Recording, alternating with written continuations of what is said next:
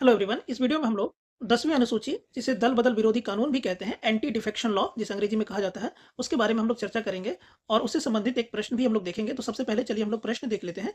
देखिए, प्रश्न कुछ इस प्रकार का आपको दिख रहा होगा कि निम्नलिखित कथनों पर विचार कीजिए। आपके पास दो कथन दिए गए हैं और आपको बताने हैं कौन से सही है। पहला कथन कह रहा है कि यदि कोई प्रश्न उठता है कि लोकसभा का कोई सदस्य 10वीं अनुसूची, ठीक है, के अधीन निर्भरता से ग्रस्त हो गया है या नहीं, तब संघ की मंत्रिपरिषद की राय के अनुसार राष्ट्रपति का निर्णय अंतिम होगा। देखिए, अगर आपने एंटी डिफेक्शन लॉ को पढ़ा होगा ध्यान से, तो जो है कि अंतिम निर्णय की जो बात है, वो राष्ट्रपति में निहित नहीं होता है, बल्कि जो है कि ये स्पीकर में निहित होता है, जो लोकसभा अध्यक्ष है, उनमें निहित होगा अगर ये लोकसभा की बात है तो। अगर राज्यसभा की बात है, तो ये आपको राज्यसभा के चेयरपर्सन, जो कि आपको पता है वाइस प्रेसिडेंट होते हैं, उपराष्ट्रपति, उनमें ये निहित होता है। तो लोकसभा के संदर्भ में स्पीकर में निहित है, अर्थात अध्यक्ष में, लोकसभा अध्यक्ष में निहित है, ना कि इसमें राष्ट्रपति का कोई रोल आपको देखने को मिलता है।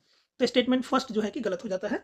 दूसरा है कि भारत के संविधान में शब्द राजनीतिक दल का कोई उल्लेख नहीं है। देखिए, पॉलिटिकल पार्टी का उल्लेख आपको देखने को मिलता है, ये जो है कि आपको 10वीं अनुसूची में ही आपको देखने को मिलता है, जिससे आपको पता है कि 52वां संविधान संशोधन 1985 के माध्यम से राजीव गांधी की सरकार थी, उस समय इसे जोड़ा गया था। तो राजनीतिक दल का उल्लेख आपको संविधान में देखने को मिलता है, नहीं की बात नहीं है, अर्थात सेकंड भी हमारा गलत हो जाता है। तो इसके लिए करेक्ट आंसर हमारा डी हो जाएगा, न तो वन और न ही सेकंड।